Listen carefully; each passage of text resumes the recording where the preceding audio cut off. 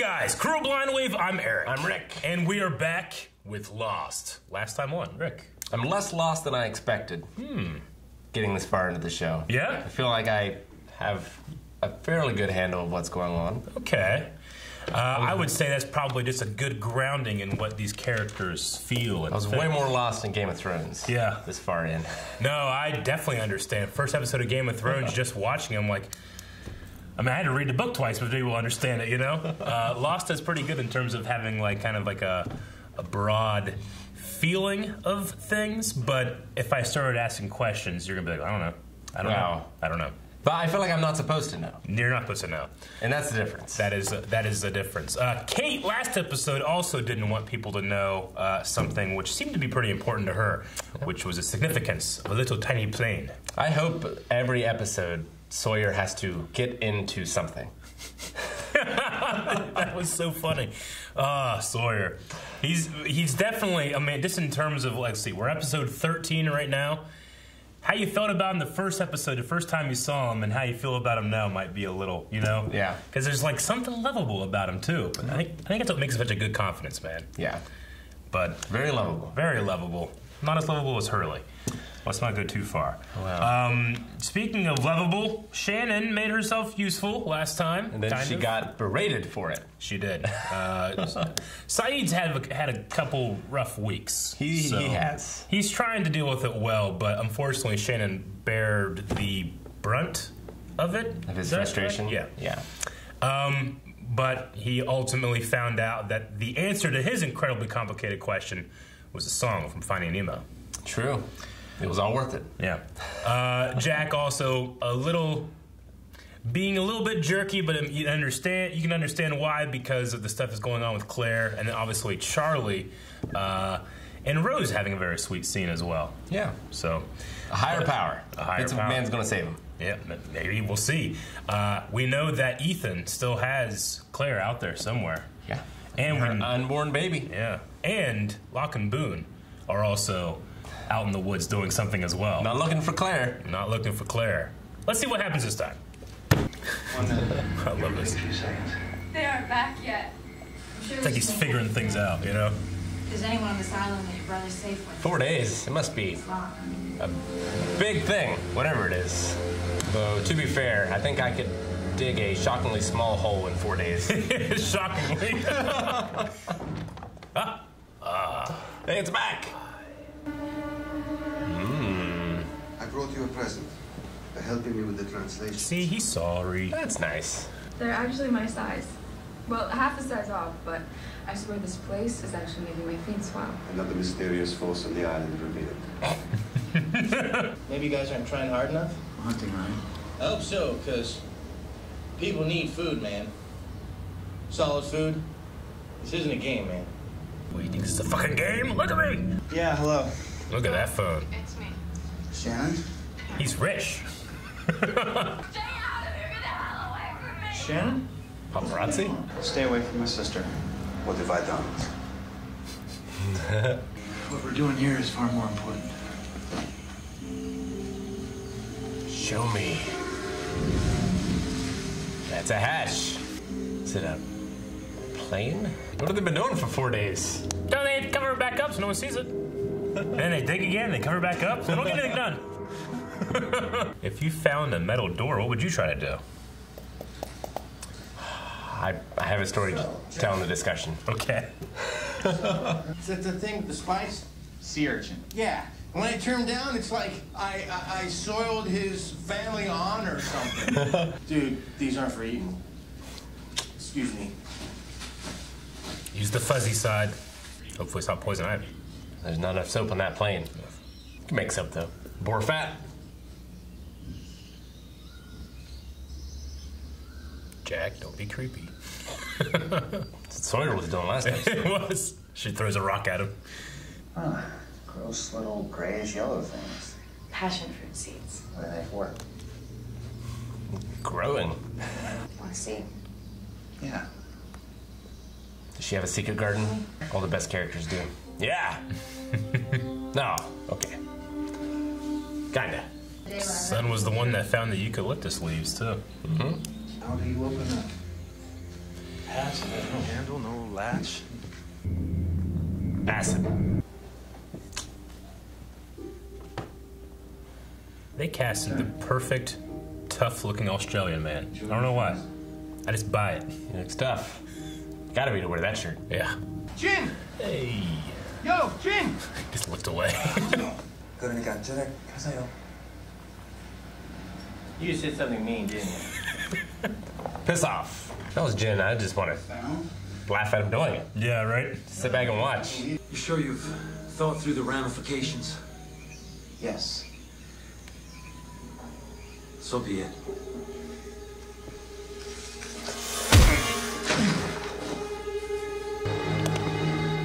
What? Look at me, I don't know. I didn't know it was gonna happen. Oh, John Locke. Researching how to do that to you, Eric. Damn it. What is that? An untreated wound. Out here. That's for later. It's for later.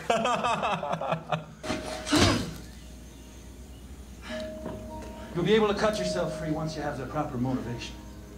I feel like it was a little easier on Charlie. Yeah, right. Poor kid just wants to be useful. Look what's happened. And my sister just happens to be attracted to the wrong kind of guy. I just gave it back to him. Hey! Like, yo, Croc, huh? How come nobody wants to hear my side of the story, huh? No blood relation. What's that matter? So you flew all the way over here to bribe. I'm gonna give you 25,000 US dollars. It's a hell of a bribe. It's worth closer to 50,000. I believe we've been here Oh my for gosh. 3. I was looking forward to exploring the island. Liar! Guess that falls under the category of be careful what you wish for. Oh, no. He's using my shirt. I wonder if one of my shirts is big enough for a net. You know what? Fine. You win, okay? You happy now? You're a damn fish. Ow! Ow! Ow! Jellyfish? You're gonna have to pee on my foot, man. You need to pee on it. Pee on it! It's ridiculous. Maybe this will help your cause. Nice. Mm-hmm. Don't you need this? Not anymore.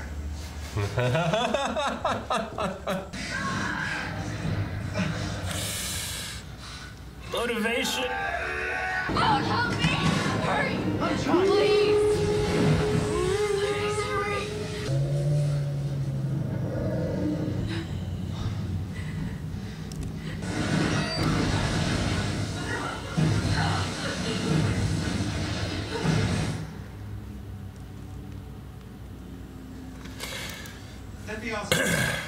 A minor magnetic anomaly might explain a variance of 2 or 3 degrees, but not this. What are you saying? I'm saying this compass is obviously defective. You sent me out. She's just getting what she's owed. Oh, you've done this before, you little bitch. All right, that's enough. Don't touch me. Blow that piece. Ryan! Get off of this! Siblings. I like Not yet. Boone's But I'm... learning a lesson yet. Where's Boone? I haven't seen him today. Yeah? But you've been attached to the hip all week. Well, let me just check my hip. Nope, no boom. It's a dad joke. The most dangerous predator of all. No one looks better squinting than John Locke. You sure you don't speak English? 'Cause there's a rumor that you do. Your wife's hot. Thank God. He doesn't speak English. Oh, I get it. This is some kind of payback because I wouldn't eat yours any other time. Oh, God.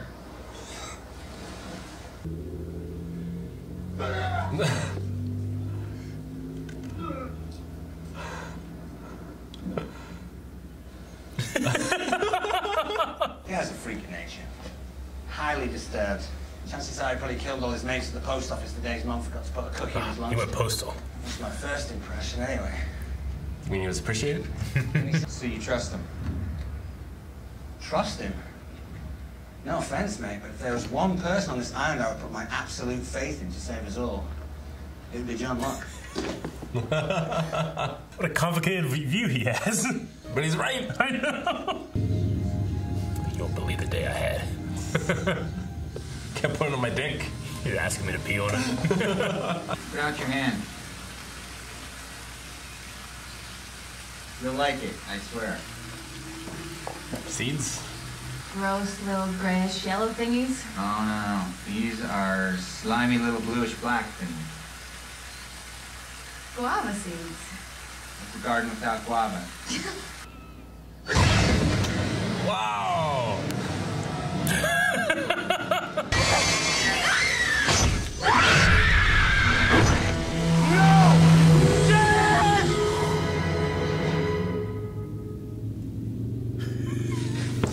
It's a hell of a lesson, Eric. Stop.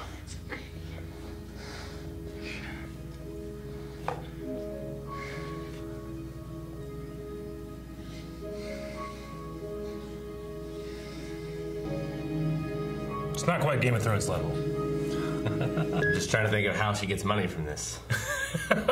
Double dipping. Hope you brought that goop. Oof!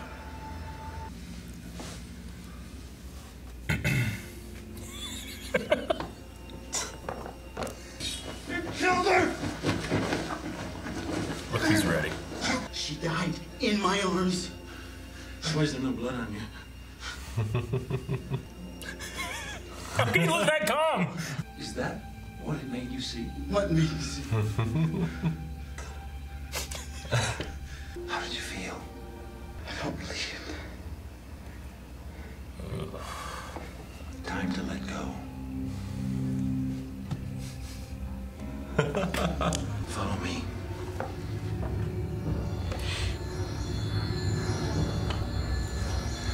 John's just slowly getting his disciples. You may be the fisher, but John's the fisher of men. Oh, man.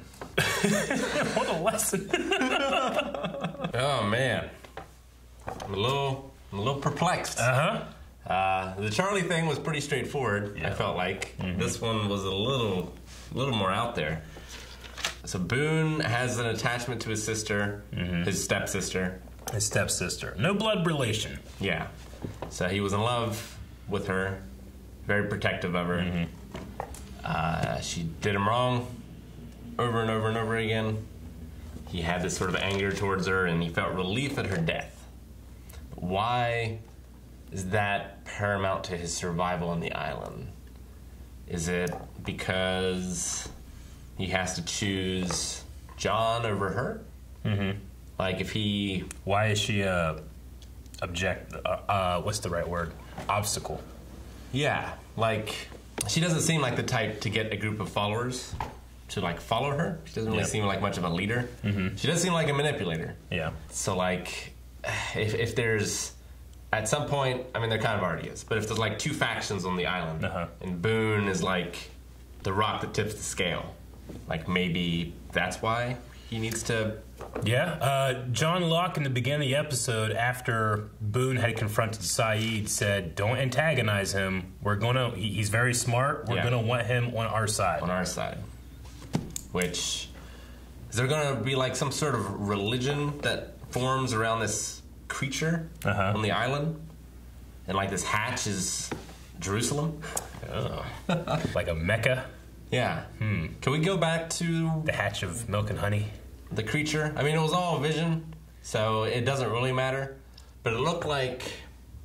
It almost looked like it grew. It was like a ball of tentacles, kind of. And I thought I saw a beak. A beak? It looks more like a lurker. Almost like a stingray sort of thing. Okay. But it's got like little small tentacles on the bottom. Now, you are correct in the idea that this was all just in Boone's mind. Yeah. So who is to say what it is, but it is still a very interesting shot. I mean, John also, he saw a shadow in his vision as well. It's weird that people are seeing Like, its form might be different, but the size of it seems to be the same. Yeah. Regardless. That's not what Jack saw, though. And also, Charlie, he didn't encounter the creature, did he? When he had his revelation? No. So Jack saw his father. Jack saw his dad. Charlie, just getting over heroin. But yeah.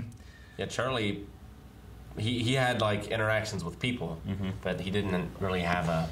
He did have an interaction with a nest of bees. True.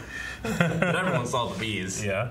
I mean, when they were first getting chased, like in the airplane fuselage, like everyone recognized it was something there. Yeah. It wasn't just in one person's head or anything. Yeah, they first heard it at that first night, like in the jungle. Yeah. Yeah. Well, and it took the pilot. And then it took the pilot. That was Jack, Charlie, and Kate. Yeah. Though none of them really saw anything. No.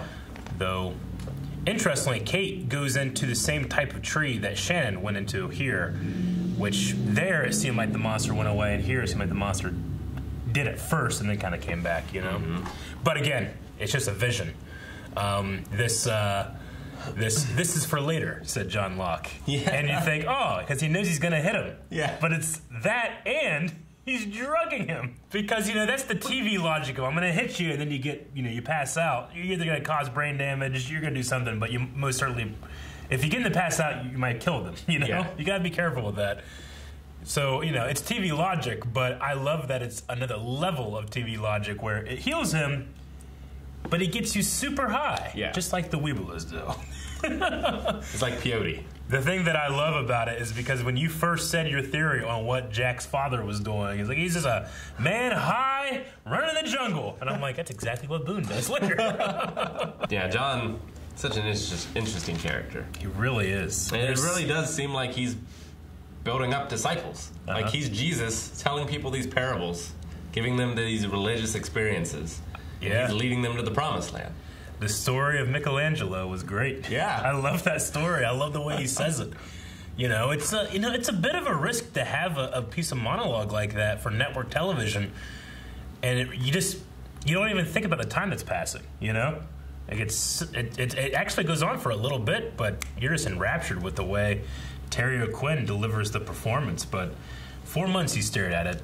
Yeah. He said, I'm working, and he's doing the same thing with this mysterious hatch with no handle, no hinges, maybe, or at least they can't see. Oh, yeah, it seems like it's not even supposed to open, unless it's like from the inside or something. So, like, even like our spaceships aren't like that. Yeah. Like, they have ways to open them from the outside. So, like, yeah, what could it be? But yeah, it was really good of John Locke performing that monologue. I remember the director's commentary of The Mummy. Like, there's one scene where they're like talking about the book or whatever, and like the guy giving that monologue, like it was a really long piece of monologue. Yeah. And like the director was thinking like, oh, we're gonna have to cut to this and this and this and this, and like he told the actor that was going on for a while, and the actor like knew that he needed to speed it up enough to where you couldn't cut. You can't cut anything. Yeah. Yeah. So the camera's just on him the entire time, Yeah. Good actors know those tricks. You latched on it so quick, too. There's something about Locke that's so warm. Like, and so innocent, or he just is confident in a way that's not like Sawyer or someone else, Like, even Boone, like, runs out of jungle and goes to stab him. And he's just like, what's going on, Boone? With the most calm look on his face as this knife's coming down. He's kind of like what you think of as your dad when you're a kid. Yeah. In a lot of ways. I get what you mean. They seem to have the answers. Like, if you go to wrestle with them or whatever, like, they're not worried. Yeah, they're not worried. They always put just enough, like, if they need to, they can move you, but they might let you think you're doing something. Yeah. Yeah, no, that's a good way of putting it. Like, almost a father figure to Boone, who, we had a backstory here of Shannon's father and his mother getting married. And then his, so what's his real father like? We don't know anything about that, but we do know that his stepfather, who had passed away, and then the mom kind of screwed over the stepsister, so he does seem to have this kind of complicated family dynamic, and it's interesting that Locke is there to be like almost a father figure for him. Kind of like Superman in a way, too. Yeah. Like, Superman is the ultimate dad. of like humanity. Yeah. You know, because he's just on another level. Sure. Like he's just very patient. Like, thank God he is too. Right? Yeah. One of my favorite monologues, other than the Michelangelo on this episode, was Charlie, who's like, "What do you think of John Locke?" And he's like, "He's crazy, certified insane. But if I had to put us surviving on one person on the island, it's absolutely John Locke." Yeah. I just love the complete flip. And Jack just, he got nowhere, you know? He literally took like a step forward and a step back. Yeah. In figuring out more about Locke. I mean, it was just the heroin talking. Maybe. We have to remember that too. He's week 2 on heroin withdrawal. So I wonder, like, did Brian, the Aussie boyfriend, was he actually abusive, or was that all just the act? I believe it was all just the act. Okay. Boone speculates, and she doesn't disconfirm that this has happened before. Yeah. I don't think that he was actually abusive. The bruise, I don't know if it's makeup or actually a bruise. You know, like you could cause someone to get bruised. Well, I mean, Kate chose to get smacked around. Yeah, exactly. Like to sell them. Yeah. But Brian does scam her too. He just leaves her and takes the money. I don't know. Which I wonder what the other guys, did Shannon just leave them after a certain point and just scam them, or I don't know. A lot of scamming going on in these backstories. And there was Sawyer in the prison. Yeah, at the jail. What did he say? He said something about Croc Hunter. Well, why does no one listen to my story, Croc Hunter? Yeah. Which, I mean, we have backstory on him, but no idea why he was in Australia. No. Yeah. No. Everybody else feels like we have either a reason or where they were in Australia, I think. Not everybody, maybe. Michael? Well, yeah, we haven't gotten Michael's backstory at all. I'm just trying to think of the ones that we have gotten. Saeed, okay. We don't know why Saeed was in Australia. No, do we? I don't think we do. But everybody else, Jack is looking for his dad. Kate is hiding. Yep. John Locke was going on a walkabout. Yeah. I suppose we don't know about Son and Jen, other than it has something to do with an expensive watch. If you remember that. Right. Remember Michael was wearing a watch that he found and Jen attacked him for it? Yeah, well, I remember her going to leave him, but then choosing not to leave and go to the airport. And I remember he was going to go get a watch for her father. Or his father.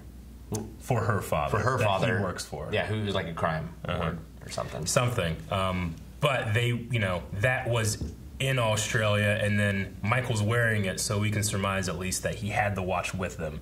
Yeah. Their luggage and stuff. So we don't know what exactly they were doing there, but we have a vague idea for most people that we've seen backstory, except for Sawyer and Saeed, I suppose. But, as we've seen, we've already had 2 Kate and 2 Jack backstory, flashback-centric things. So it's been a while since we've had an opening eye shot. Yeah, we had. Yeah, exactly. We had Hurley and Jen together this episode, and it was perfect.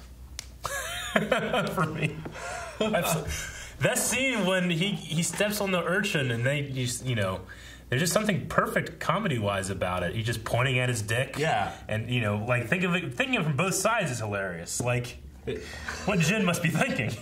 It's like the scene from City Slickers, or the second City Slickers. But yeah, one of them can't speak English. Yeah.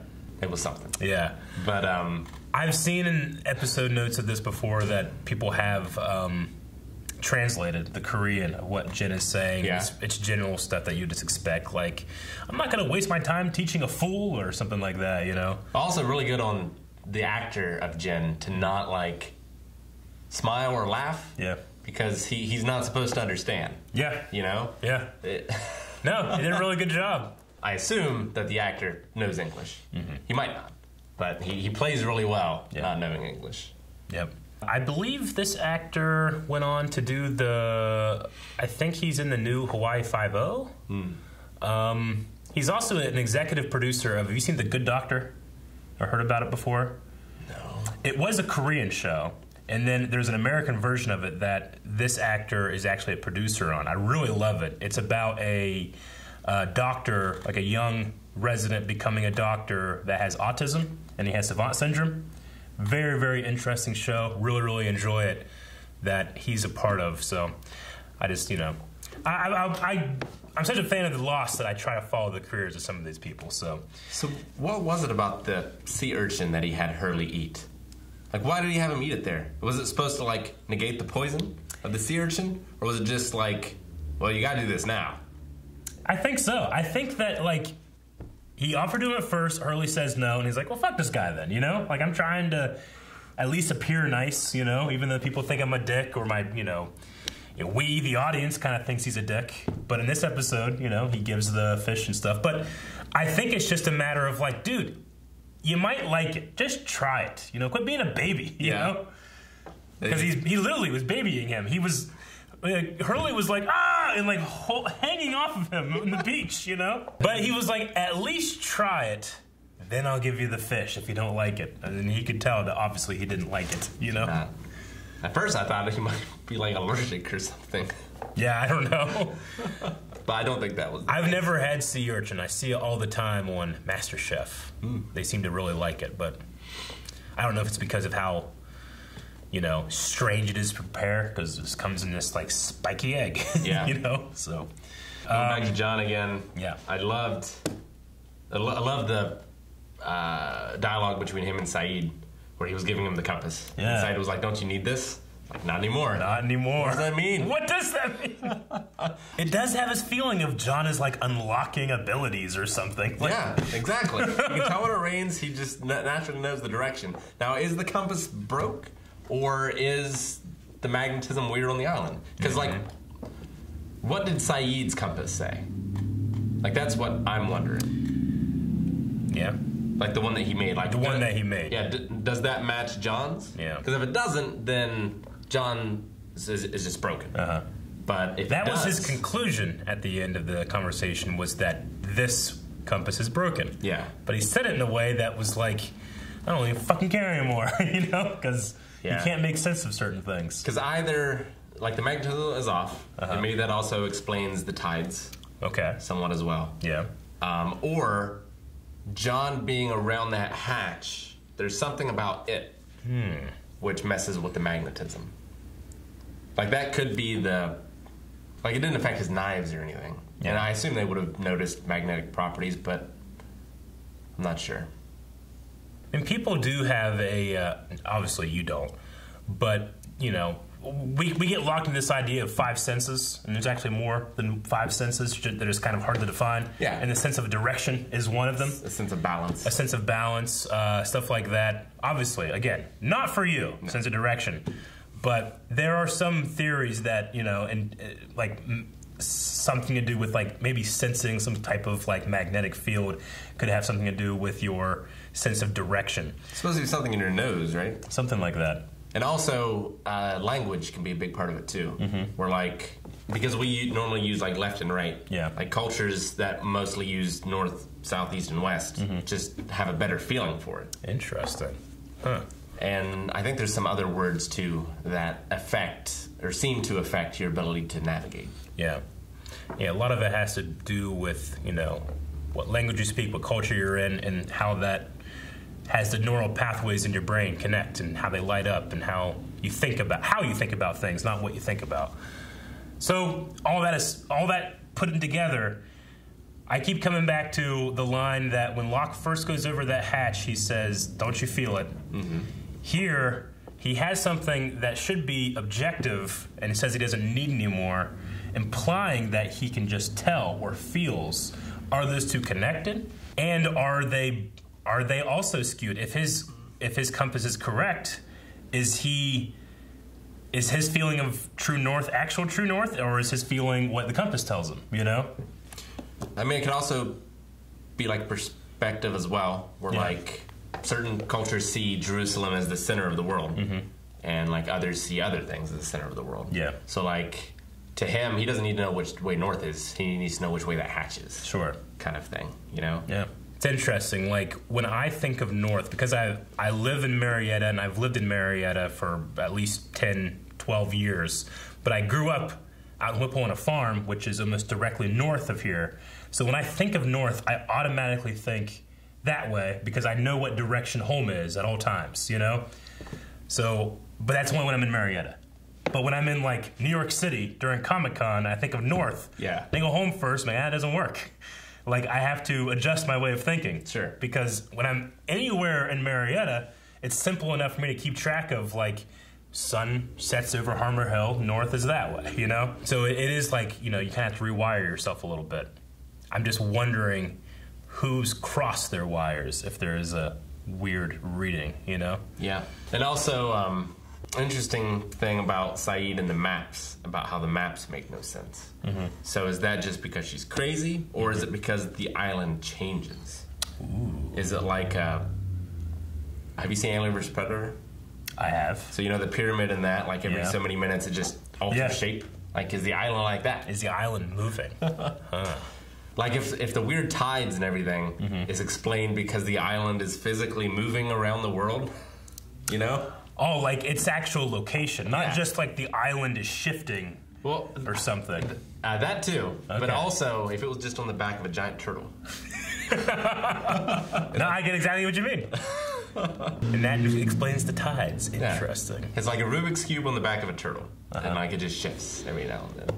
And also moves. It's something I never thought about. Could he even go through time, Rubik's Eric? Cube on the back of a turtle. That goes through time. It could. Who's to say it can't? Are you going to tell me it can't? I'm not going to say it Until can't. John Locke says it can't. But I also need to check your head and see if you got anything on the back, because you might be going crazy.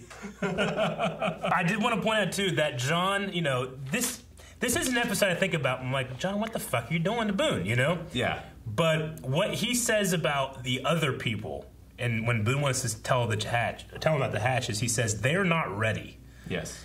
What is ready? Well, I think ready is like, I go back to like a biblical thing of like, doubting Thomas isn't ready to see yet, kind of thing. Or who denied him 3 times? Was it John? Peter. Yeah.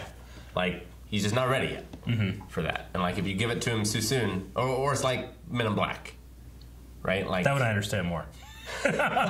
People are smart, or a person is smart. People are stupid and riot, and they're not ready to see this. Well, and there's half of the people on the beach aren't ready to accept the fact that they might never get rescued. Yeah. And like, this hatch might prove that they're never going to get rescued.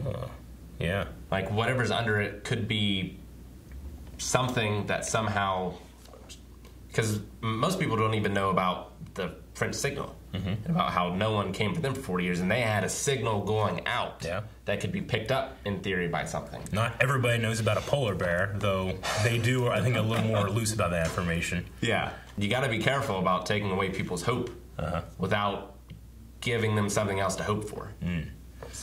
So is that what he's doing with Boone? Is Boone now ready? I think Boone is now ready. I think it was part like a trial by fire. Yeah. And part also just making him re-examine his relationships and his beliefs. Yeah. You know, because like sometimes it doesn't matter what you're making someone re-examine. The fact that you can make them re-examine it allows them to re-examine other things as well, which could be more important. Yeah. And just having that mindset going forward could be beneficial to his character. I don't know how John knows that, but what John does know is you give something to this island, it gives something back, right? Is what he said in the past.